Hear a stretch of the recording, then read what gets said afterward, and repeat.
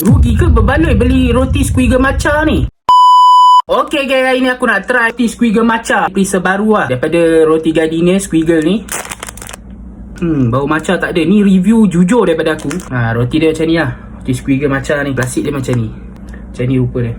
Dia punya packaging macam biasa lah, macam roti yang lama-lama ni, strawberry dengan coklat tu kan. Dia letak coklat kat atas tu, dia ada matcha sikit lah kat atas tu. Jom kita rasa sekarang. Sekarang ni bau matcha pun tak ada. Bismillahirrahmanirrahim.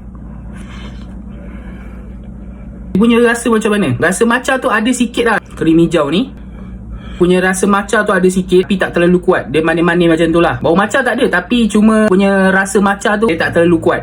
Tapi okey lah, sedap lah. Dia tak terlalu manis. Tapi bagi aku, rating aku bagi kat roti ni dalam 5/10. Jujur aku cakap, dia tak boleh lawan Perisa strawberry. Strawberry memang betul-betul core, betul-betul sedap ni. Tapi yang ni aku boleh bagi nombor 2 lah. Ada 3 squiggle ni, strawberry, coklat dengan matcha ni. Matcha ni nombor 2 lah. Nombor 1 yang paling sedap sikit strawberry. Orang yang mana belum beli ni, cuba korang try sendiri. Apa-apa pun memang sedap.